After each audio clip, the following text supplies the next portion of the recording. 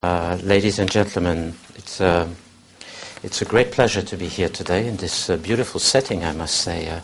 It's always a great pleasure to come down to Atlanta and to the south to find such beautiful mansions, and maybe also to run away from Washington from time to time, where at the moment we have so many French visitors that I feel the need to get away a little bit and have a breath of fresh air, thanks to you. I was asked to make some brief comments about the economic and financial situation and the way France, and maybe if I enlarge a little bit, Europe sees this situation and the way it is. And of course then it will be much more interesting to hear from you and to hear your questions and maybe to try to answer some of them than my poor comments that I can do right here at the beginning.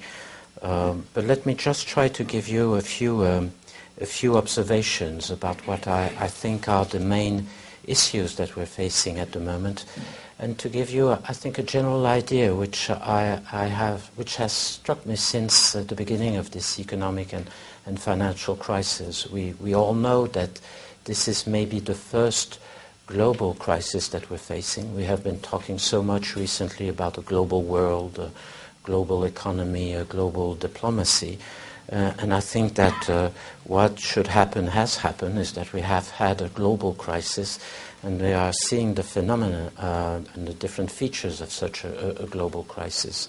And the most important one, I think, and I would like to emphasize that a little bit with some examples, is that we're more or less facing exactly the same challenges, nearly on a day-to-day basis, facing exactly the same trends in our different national economies, up to a point that is so striking that it sometimes you wonder if we're not exaggerating that, and also altogether facing some of the difficult issues that we have now today to solve if we want to get out. So let me go briefly through that and give you a first idea.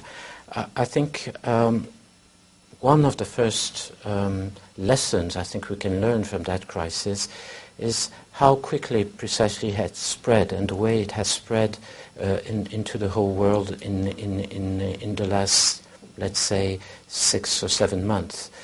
Starting, of course, in countries like yours, but also in other countries, with mostly what was the housing sector problem, one of those speculative bulbs that has suddenly erupted with all the financial derivatives that were linked to that housing sector.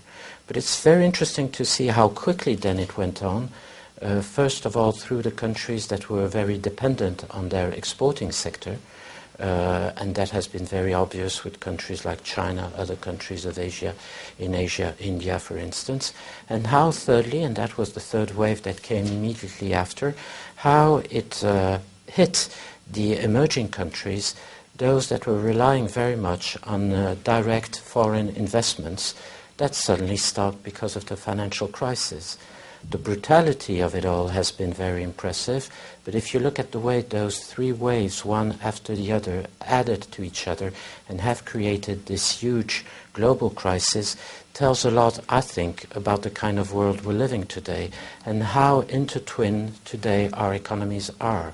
And I think this is something that one must be reminded as we go along in trying to find the right solution.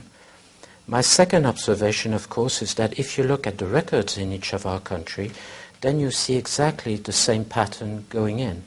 And if you just stick to the United States on one side, the European countries on the other side, you would be just amazed, as every economic observer, how exactly the same features are appearing.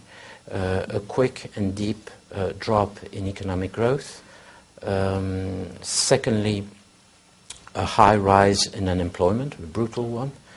Thirdly, an increase in the public debt and in the budget deficit in each one of our countries. And fourthly, of course, a monetary policy that has been bringing down the interest rate up to a point where we don't know much what to do with the monetary policy anymore, because we've got no more instrument to try to apply any kind of monetary action.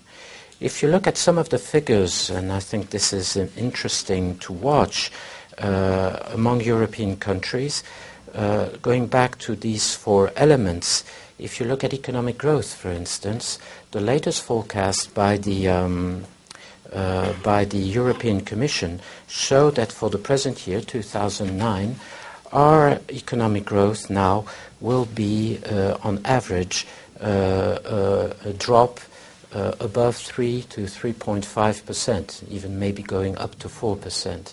And there's, of course, a range of margin between the different countries, but you have to be aware that, for instance, the Baltic countries, Latvia, for instance, are around 30% drop.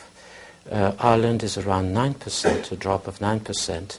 Hungary is around 6%. Germany is not too far away from that. And Great Britain, France, and some others have a drop of 3% at the moment for 2009.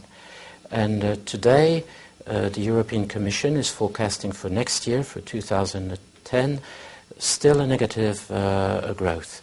It will be maybe just under the nil, just 0.1% or something like that, but still it should be negative, which is something a bit different from your country, because according to the forecast in this country, your economy should be able to rebound more quickly and should be back, let's hope, next year, back into some positive figures with regard to the economic growth. Another figure that I think is very interesting is the figure of unemployment.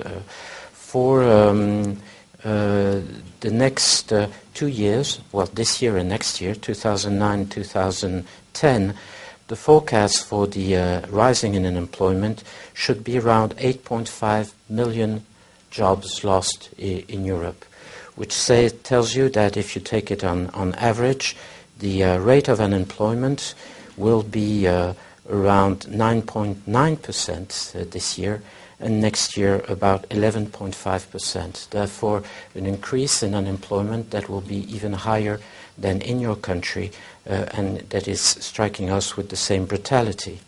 If you look at the death ratio, you would find the same figure, a very quick increase from 60% up to, in last year, up to 72 or even 77% of death ratio in the Eurozone. And of course, if you only take the budget deficit in a country like France, where we were just under the ceiling of 3%, you know that when you are a member of the Eurozone, you can't go over the ceiling of 3% of GDP in terms of your budget deficit. France will increase now its budget deficit to nearly 6%. We double it, which, by the way, is an answer to those who are saying that the countries in Europe are not having a strong enough stimulus plan. We all have set up a stimulus plan of a rather great proportion, and we all have now a problem with our budget deficit. So even if there are some differences here and there among the European countries, Germany is, for instance, facing some great difficulty at the moment because it's very much dependent on its exports. And as I was saying, countries depending on exports have taken a hard hit with this economic crisis. The fact is that it seems like Germany next year maybe will rebound quicker than others and quicker than France. Even if we have those differences, the fact is that we're all facing exactly the same features, the same phenomenon, and therefore we have to look altogether at the right solutions. Third observation, what has been interesting, I think, even if it took us a little bit of time, is the fact that we have been able to answer collectively from an international point of view. It took us some time. I remember being with President Sarkozy in New York, I think it was in September, at the beginning of the UN General Assembly. It was just 1 week after the Lehman Brothers bankruptcy. And I remember that at that time, Nicolas Sarkozy launched already this idea of having an international gathering, an international meeting of most of the leading emerging countries in the international economy. And that at that time, people responded to that proposal with some, I would say, cautiousness, if not to say some reluctance. Nicolas Sarkozy was stressing 3 points mainly, and I think they're still there if you look at what has happened since then. The first one was that we needed at least to exchange information about what was going on in each of our countries. When the Lehman Brothers bankruptcy erupted, you have to know that most of the European leaders were not at all aware and were not informed about what was going on. And when you look at just observe the impact of such a bankruptcy on all the financial markets, you have to be aware that if major leaders around the world are not being given at least that piece of information in order to be able to take the necessary measures against the turmoil in all the financial markets, then we could really be in trouble.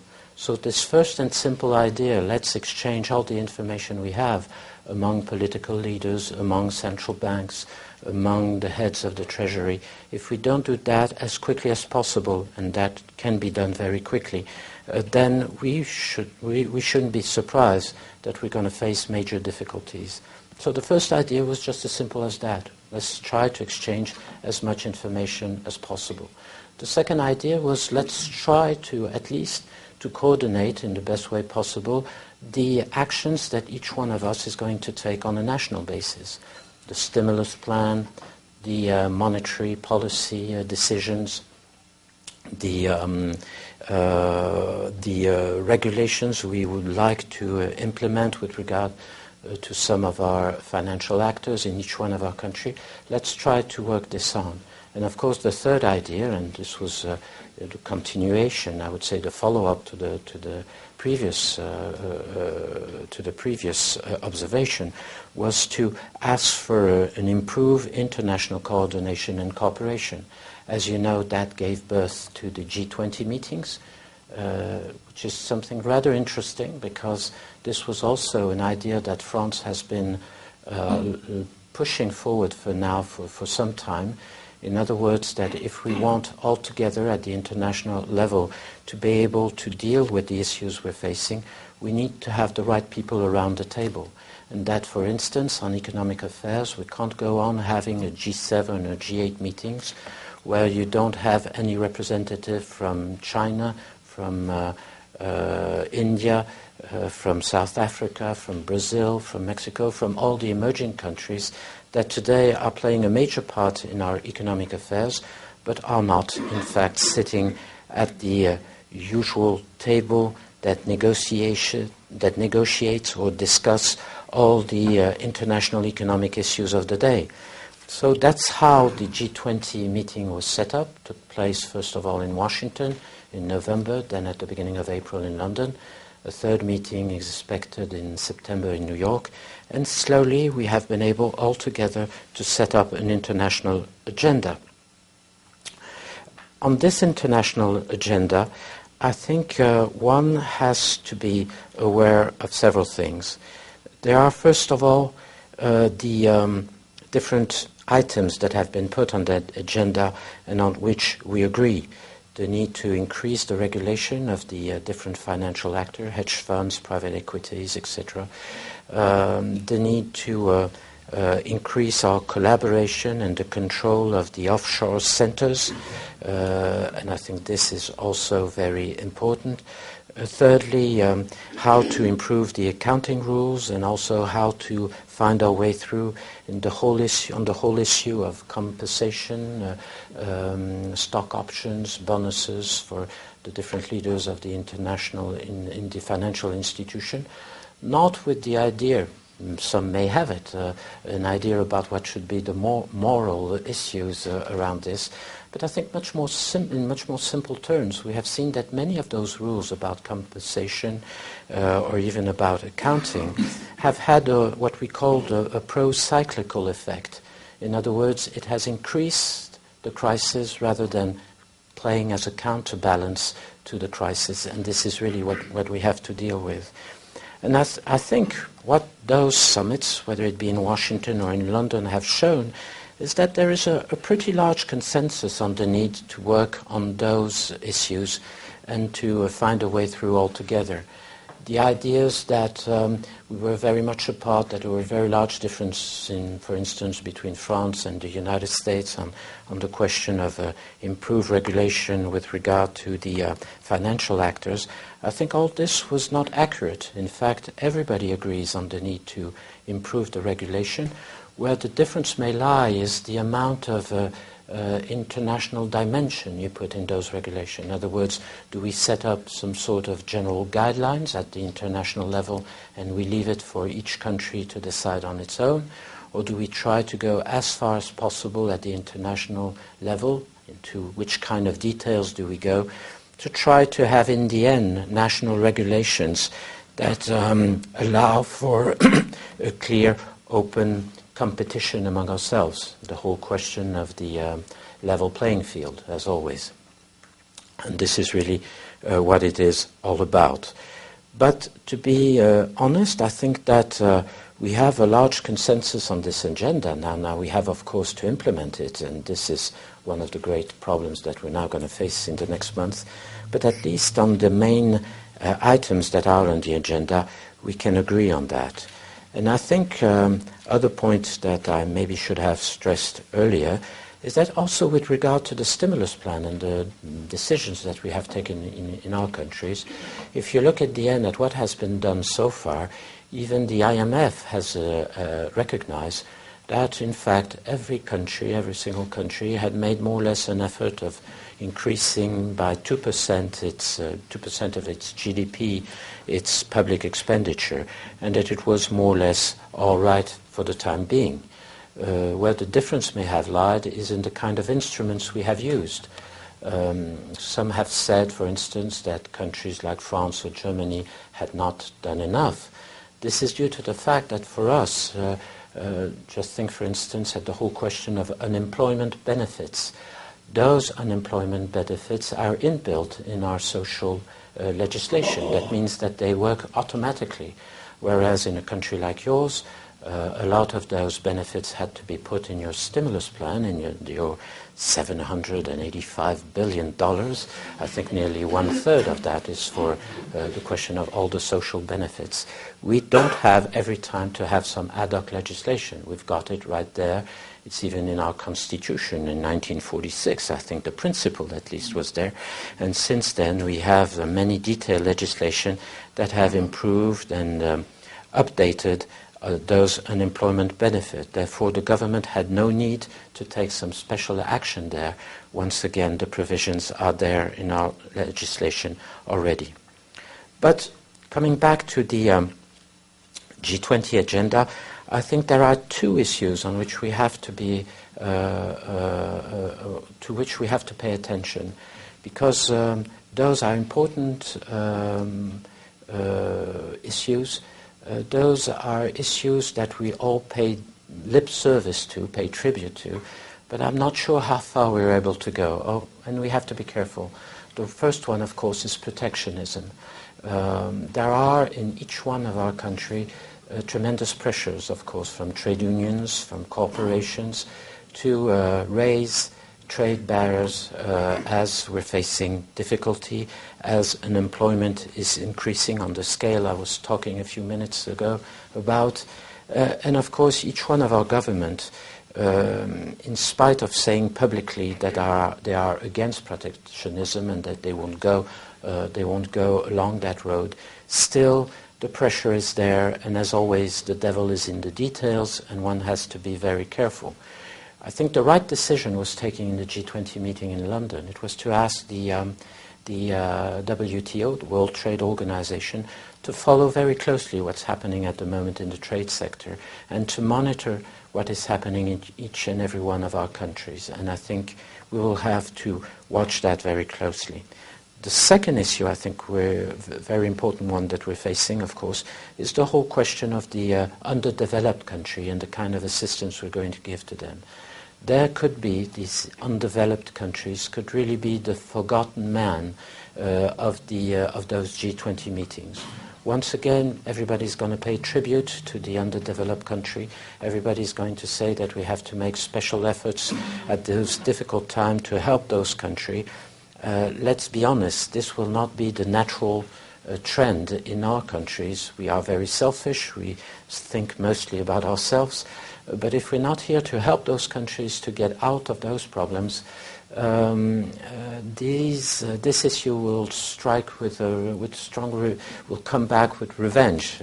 In other words, you will see new flows of illegal immigration coming from Africa, from other parts of the world, here in your country, but also a lot in Europe, as we're facing today a huge pressure from illegal immigrants coming from Africa, not only in France, but also in Italy, in Spain, in Belgium, in Germany, rather from the eastern part, from Balkans and the Middle East.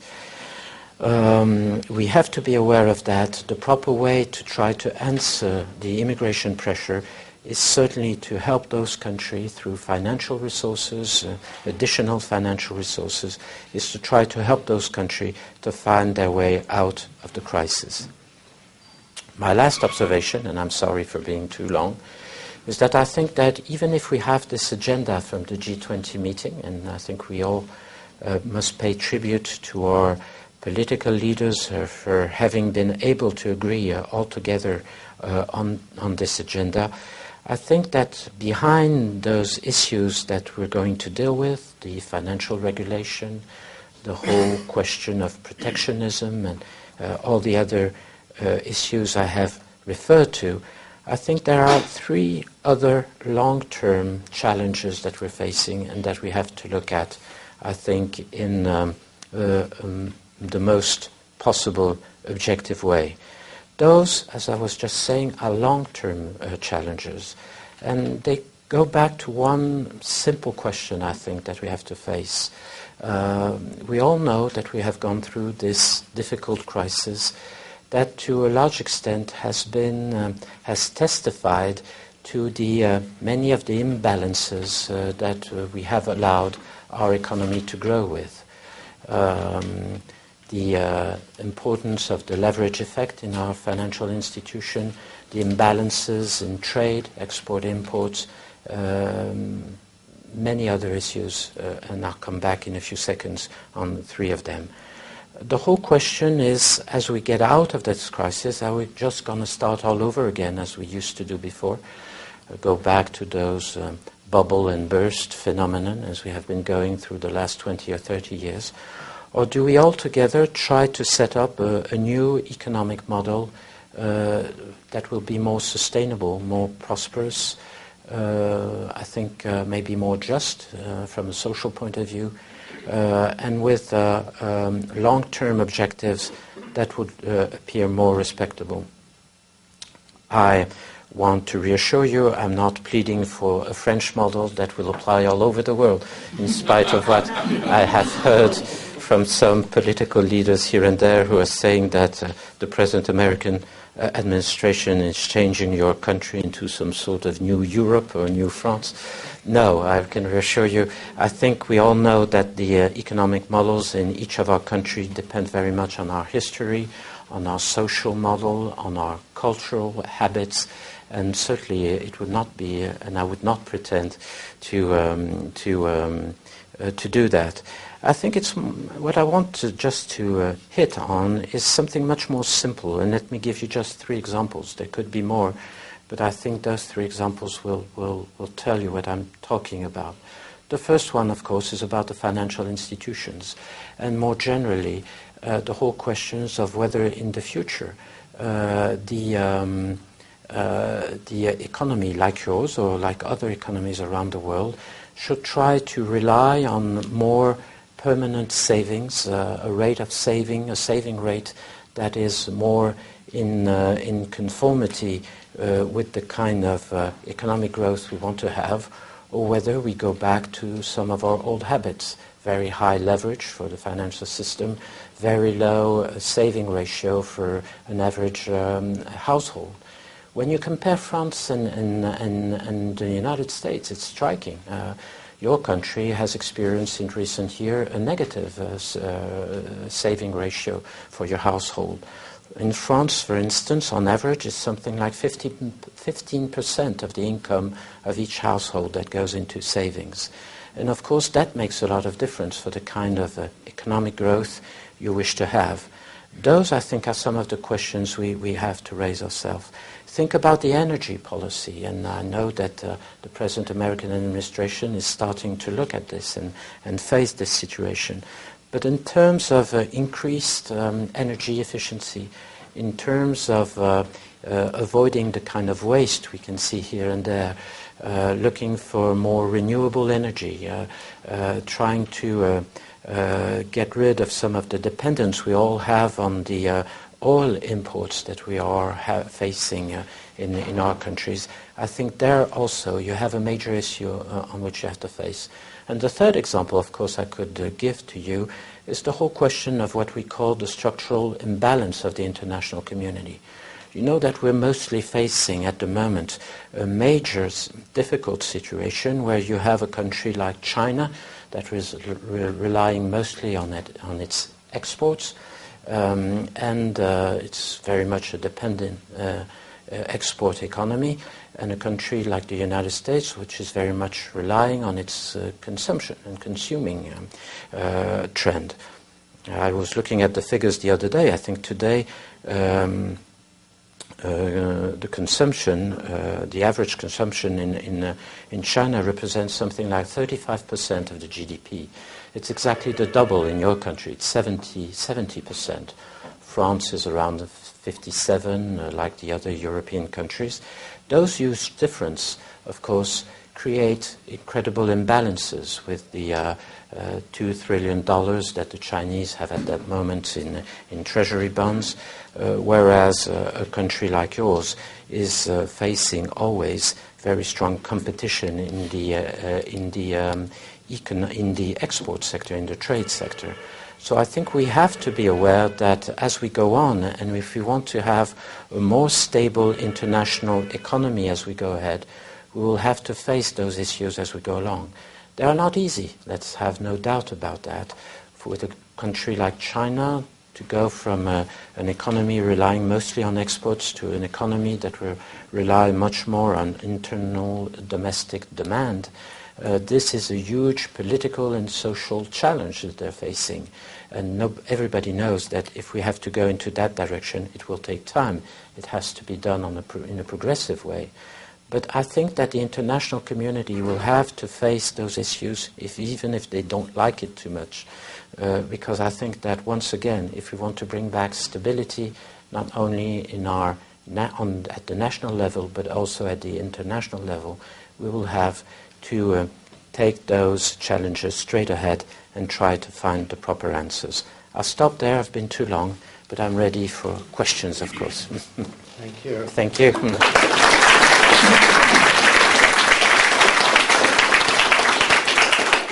Just a brief comment, Mr. Ambassador. For those of us who have visited your country regularly and always enjoy and love it, we could do worse than emulate France in some of your policies. But I won't dwell on that either.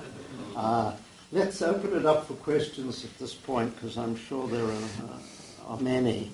Perhaps I can lead off while people are thinking. You did, at the end of your presentation, stress the protectionist issue.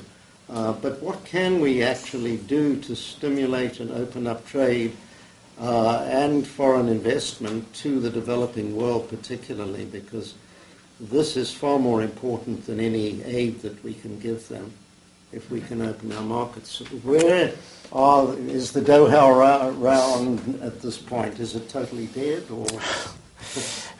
Not yet. I mean, it's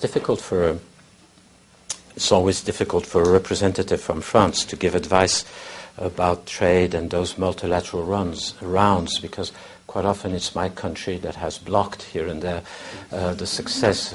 Not anymore, I must say, but a few years ago, that was the case. I think the first good thing, and to bring back confidence on the market, would certainly to end at last, to conclude the Doha round. As you know, we have already an agreement on, let's say, 85% of the agenda of the Doha round. We have those last 15%, not too much, but still very sensitive issues there. And we were not too far away from a solution about 8 months ago. Everybody is ready to go back to the negotiating table and to try to at last get an agreement. But we want this time to have the proper preparation for that.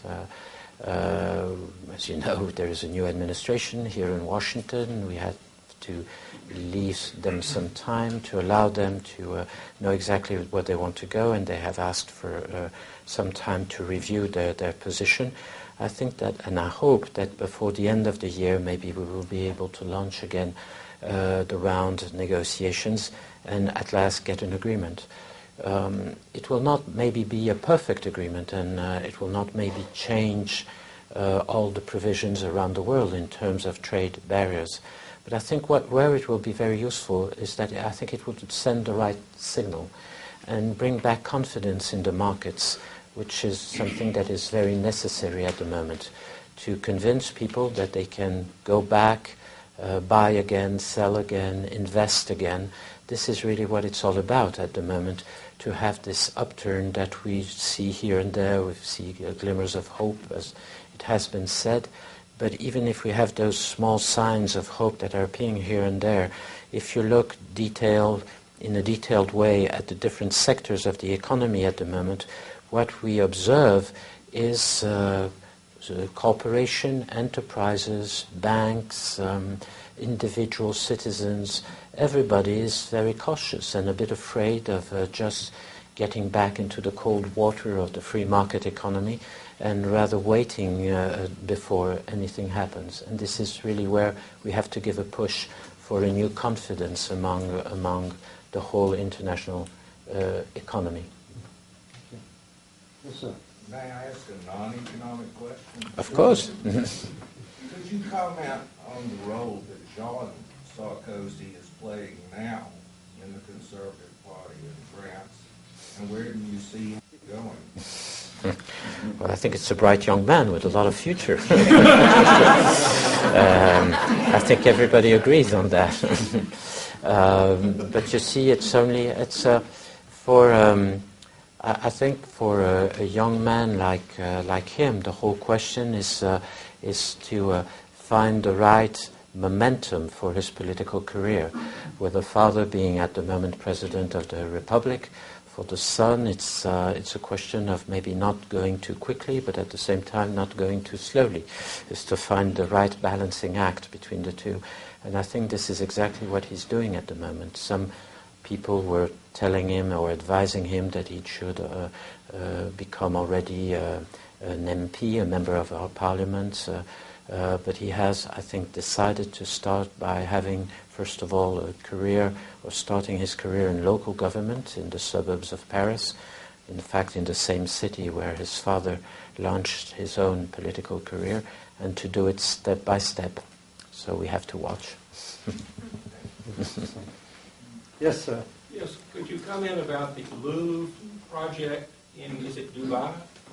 Dubai, that's right, in the Emirate. What benefits will that bring? Well, it's the whole question of what kind of international partnership the Louvre is looking for.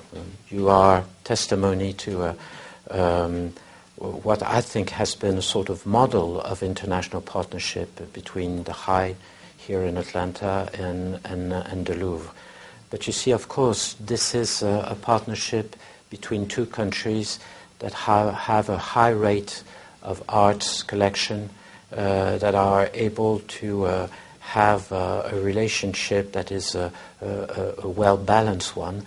With regard to Abu Dhabi and Dubai, it was a bit different. It's helping that country to launch itself in the cultural field and to create museums that do not exist at the moment, to help train curators, to find a way through the whole ideas that the people from the Emirates had, So it's very much more a partnership in terms of international cooperation as the one you can have with young countries that need to develop their agriculture or their mining sector, for instance, except that this is in the cultural field.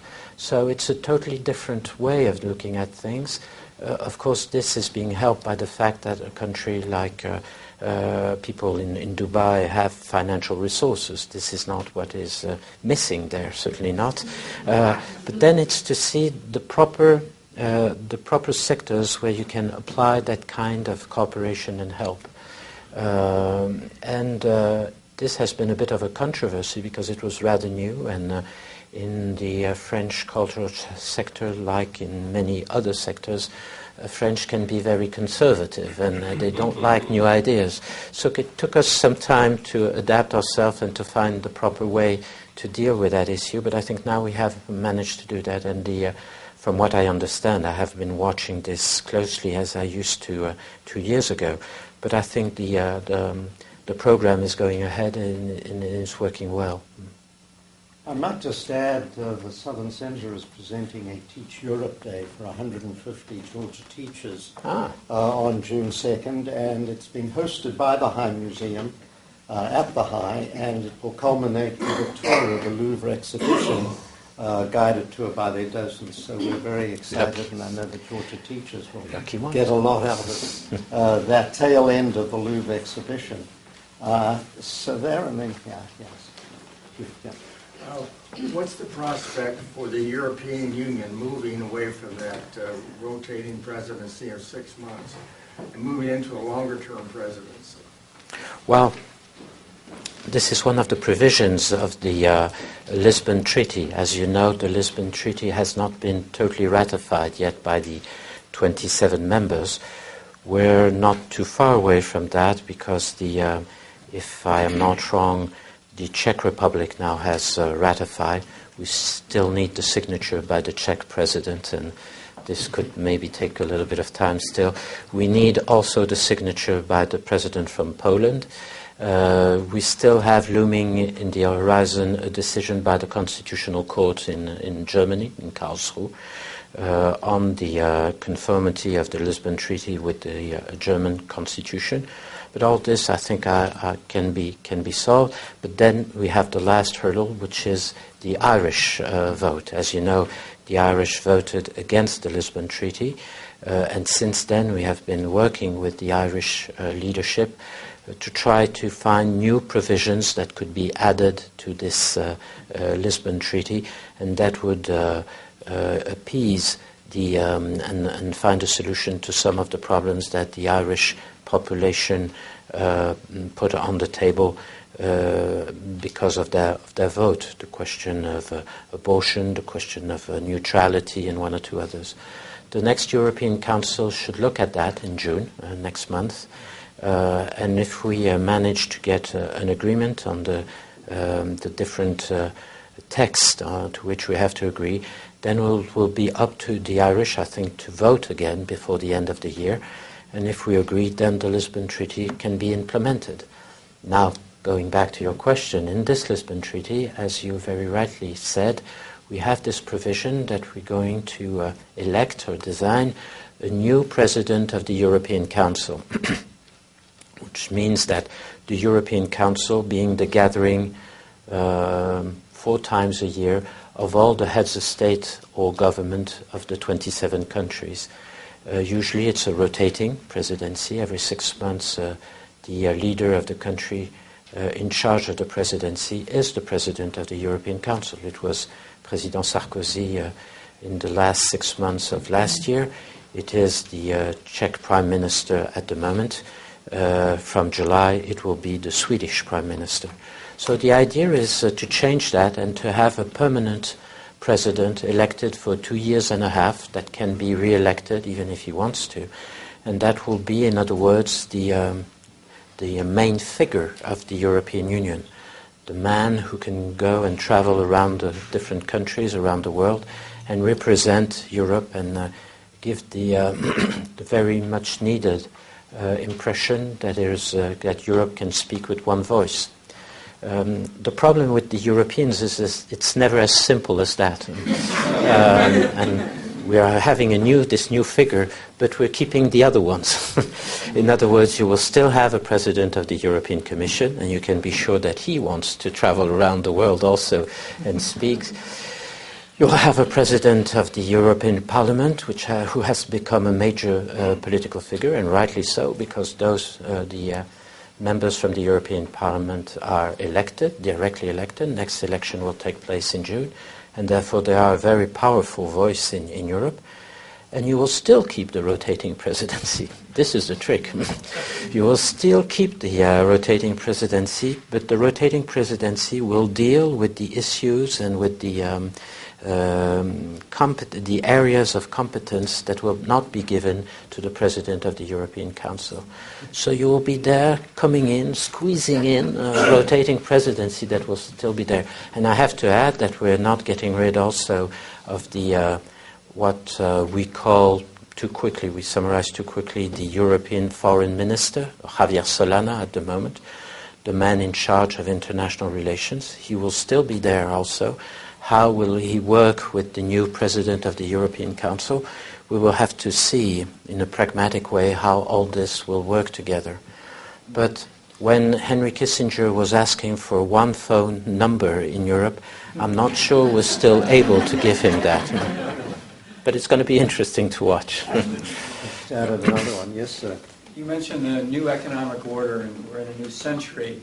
Can you forecast where you see the two huge countries of China and India playing a role? And for example, China now trying to develop their own consumer economy. What would your predictions be for their role? I think they will have to go through that, because if you look at economic history of the last 2 or 3 centuries, this is more or less what has always happened. Slowly, the middle class, in social terms, want to get more from the added value that is brought into the economy. You just can't put pressure on the wages and the salaries and work only in the direction of exports. At one point, people want to get some of those financial resources and want them to be better and equally allocated. So I think there is no doubt that China, India, and other countries, Brazil, South Africa, are all going to face that challenge. The whole question, and that depends on the political and social system of each country. The whole question is, how do you deal with that, and how do you manage that trend, that change in the best way possible? In a country like France, the only way we found during the 19th century was through revolutions all the time. Every 20 years, people got in the streets and complained. And mind you, that went on in the 20th century also, to some extent. But if you look at the whole history of the European economy and the European social situation, this is what it has all been about. And this is certainly what will happen with those countries. What we can all hope for is to have this transition going in a peaceful way, and at the international level, the consequences of that transition to be handled and managed in the best way possible to keep stability on the markets. So that is what it is all about. But there is no doubt that countries like China and India, if only because of the huge amount of resources that they have been able to produce, are playing today already a major part in our economic world affairs. If only the competition on raw material, oil, whatever it is. If you look at, for instance, the way China is looking at the different markets in Latin America, in Africa, now wherever the old former colonial powers go around Africa, they meet today China everywhere, and they are very good, and they're taking many of the markets where Britain, France, Germany and others, Canada, etc., used to be the main player up to now. This has totally changed. This is why, as I was telling before, because of the competition now from those countries, it's better to have them on board, have them sitting in the major institutions of the international community. And I'm not only talking about the G7 or the G20. I'm also talking, of course, about for instance, the Security Council. If you want the Security Council in the UN to play a major part, to retain its credibility, its legitimacy, or its authority, you can't keep on with a body that at the moment, among its permanent members, has no country like Japan, like Germany, like India, like Brazil, and a few others. Those countries can't accept anymore to be asked to play their part in the economic world, to give some of their financial resources in terms of international assistance, for instance, and not to have a major role and a chair when you have to deal in the UN about issues like Iran, the Middle East process, and whatever it is, because those countries now have a say in those world affairs. You see, just to give you an example, with the very difficult issue about the nuclear program in Iran, more and more the 6 countries that have to deal with that, more and more feel the need to ask Brazil, Indonesia, Mexico, South Africa, to help them in sending the right message to Iran and to the Tehran regime in order to put as much pressure as possible. So those countries that have been asking to help us and to play their part, and rightly so, to play their part in international affairs, are, I think, justified in saying then I must be at the table and not stay outside in the margins. And I think this is what it's all about as we go along and trying to adapt our diplomacy to this global world. I'm afraid I have to defer to Professor McIntyre then. Mr. Ambassador, I could take you to the other side of the world. You alluded to China earlier. What's the nature of French-Chinese relations, Sino-French relations? I know they were tense, and has there been an evolution, change in tone or content? I wonder if you could say just a few words. I think know some of my colleagues are interested. I think it's. I think the long-term relation is good and has been good, whether it be from the point of view of the business activity, even the international relations. Think about Darfur, for instance. China last year, in the last 2 years, has been rather helpful in trying to put some pressure on the Sudanese government to, even if that has not been as successful as we could wish, at least China has tried to help in that field. We're having a lot of discussions with the Chinese with regard to the Iranian issue I was alluding to a few minutes ago. So I think on basically and fundamentally the relation is very good. Time and again we have some uneasy, we have some difficulties, mostly with regard to the whole question of Tibet and the way we have tried to handle this. But after a few months of uneasiness, of criticism in the Chinese press, we usually go back to the right course, and this is exactly where we are now. There has been an understanding, and we found the right words with our Chinese interlocutor, and I think the relationship is back on track at the moment. Yeah, Dr. Lord. Well, many people, Mr. Ambassador, in this room know that I can't let any program in this room go by without a question about Russia. Given the absolutely central role that Russia plays in the supplying of energy to all of Europe, some greater, some less, but certainly overwhelming supplier, and their willingness to use that dominant position for political reasons and in political ways, how do you see the future or the means by which the European Union and the wider community can integrate Russia into the World Trade Organization, the World Trade Structure, and actually inviting them to be a more consistent and international player as they want to be, but in the way that will be most constructive? Mm-hmm. You do well in asking that question, because the relationship between the European Union and Russia is central to the future of Europeans.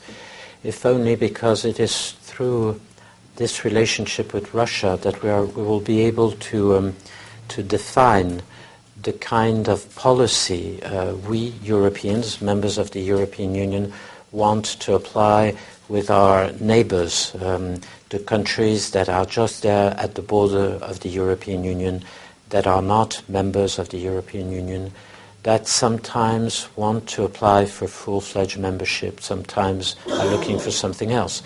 I'm thinking about Ukraine, I'm thinking about Belarus, I'm thinking about Georgia. One could ask the question about Turkey, of course, and many others. And by way or another, the relationship with the kind of relationship we want to have with Russia has an impact on this issue, of course, also. With Russia, I would say the ideas are rather simple. It's how to implement it that is complicated, for two reasons. The idea is simple. We want to increase and multiply and reinforce and enhance our relationship with Russia in all the different sectors. We've had already some partnership agreements. We are negotiating to upgrade those partnerships. And of course, we're ready to deal with all the different issues, from immigration, visas, up to energy, going through trade, the trade issue, industrial cooperation, whatever it is. We're ready for that, and we're ready to discuss with the Russians on that. The two main difficulties we're facing all the time is, first of all, the Russians, and sometimes the fact that they are asking a lot and it's not easy to satisfy their request. The second one, and you must not underestimate that, is sometimes the lack of consensus among the Europeans themselves about what they want to do with Russia.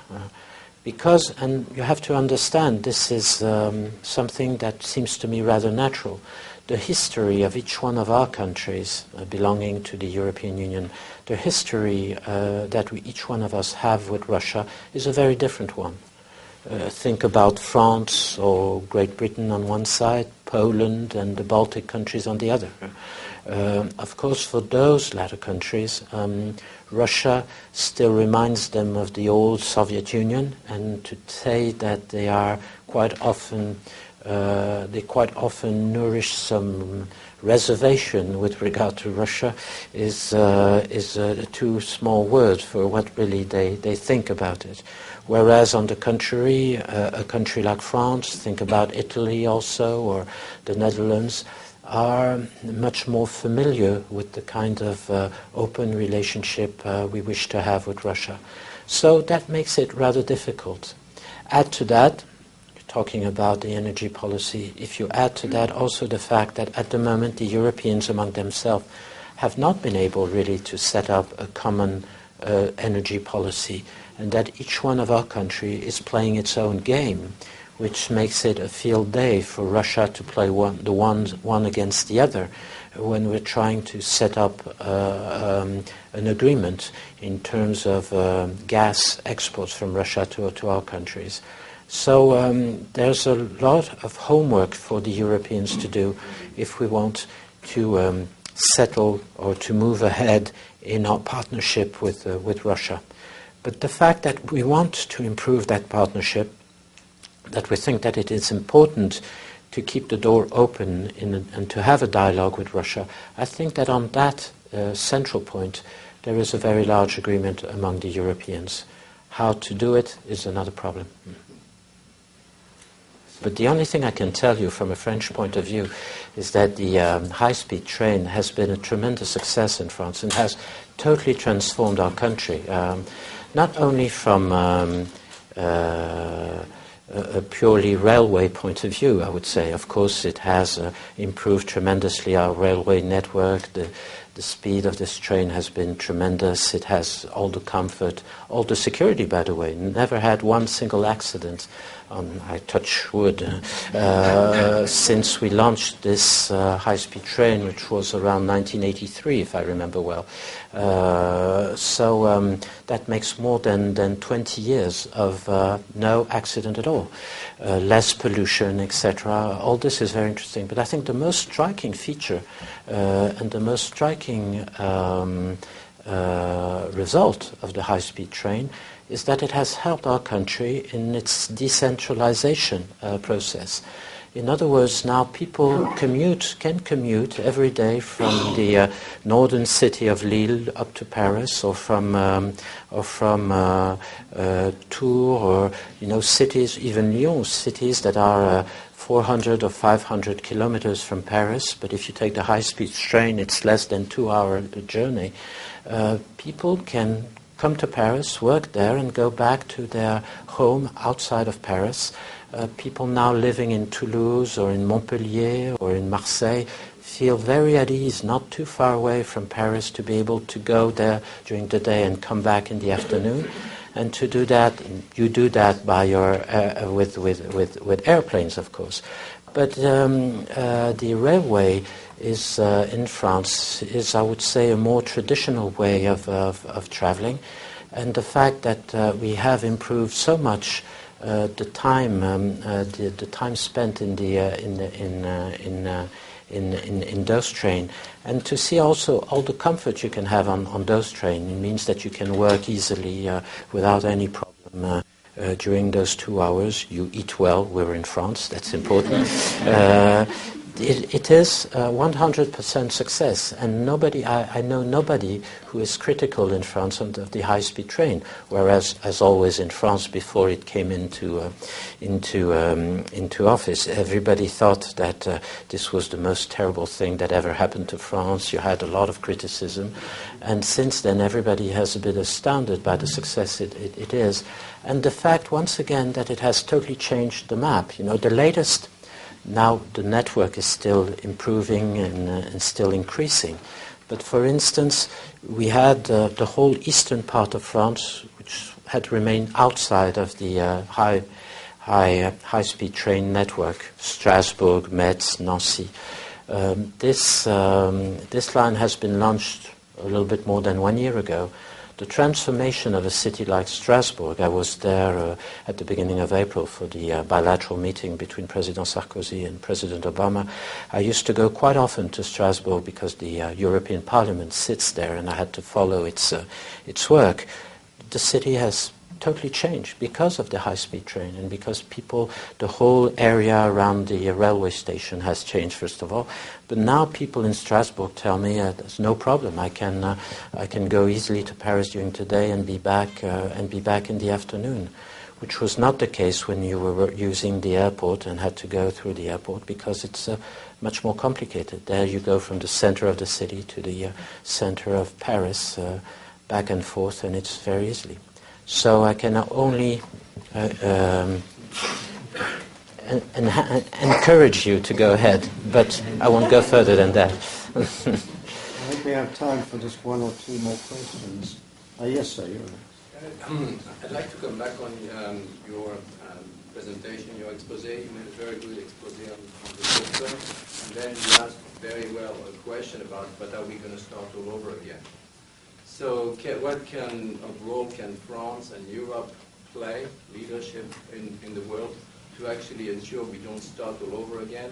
And if you would comment on the effort that apparently the Obama administration is putting on social innovation and on voluntarism. Mm-hmm. Can I add a piece to that question as a conclusion? Because we haven't mentioned your partnership with Germany and with Chancellor Merkel. And I would think that any long-term future for Europe and the solution of these problems requires very close collaboration, which sometimes has been there and sometimes less so. So perhaps you could tie that together, and we'll have to conclude the meeting. Easy. More questions. Absolutely. No. What can I say? I think Your question is a very good question. What can the Europeans do? You see, the intellectual difficulty, if you want to be honest, is that we're living in two very different worlds on both sides of the Atlantic.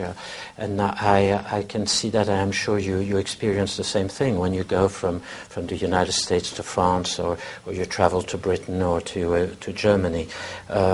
Some of our economic institution, our economic culture is very different, if only to what I was saying previously about the saving ratio. You don't change habits like that in a country. When I look at the way your banks give loans, for instance, compared to what we have in France, it's day and night. In France, you fear going to the bank asking for a loan because the amount of down payment, the fact that they watch you, they're just like a watchdog watching every day on what you're doing, etc. The need to give all the guarantees about your own resources before getting into a loan for a car or a house. It's nothing comparable to this country. The culture in the relation between the banker and the consumer and the loan is totally different. And I don't think we can just explain what we do in our country and what is our experience. I think it would be wrong to preach and to say that this is the proper way to deal with the issue. What I think maybe we can say is that at least find a common ground on which we can work together. And I think the common ground has been rather well tailored by the G20 agenda. A need for more regulations, at least on some of those new financial products and new financial actors around here. An agreement on accounting rules, etc., etc. Then it is up for each country, I think, really to see how it wants to develop after this crisis its economy. Does it want to go back to how it was before or not? I think if you listen to what your new President Obama, is saying with regard, for instance, to education, to climate change, to some of the social measures he wants to put forward, to the energy policy, you detect here a shift, an administration that would like to, as I think President Obama has said himself, to set up new foundations for the future of the American economy. But I think this is really something that is for the Americans and for their administration to decide what they want to do. We can show our experience, for instance, because we have sometimes gone through the same difficulty. I'm thinking about another major issue on which the present administration is working, the whole question of healthcare system and the need to keep the cost of healthcare under control. We have been trying to work on that in France now for 20 or 30 years, invented many things, managed to get some good results from time to time, so that could be an interesting exchange of experience there. And I think on this we can maybe help. But I think I would be modest and not try to say this is the model that you should have. And going back to what you were saying, sir, about the partnership with Germany, certainly the fact that even if we have our differences, we still belong to the same kind of economic model where you have a free market economy, but with an important part played by the public, by the government, by the public sector. I think we can together maybe add our voice in the international field to try to push some of our ideas ahead. And on this, I think the fact that in the last G20 meeting, France and Germany spoke with one voice, I think is a good omen. But there's still a lot to do, and sometimes even on some of those issues, Germany and France do not always agree. So we have all the time to work on this partnership in the best way possible. Oh, thank you. Thank you.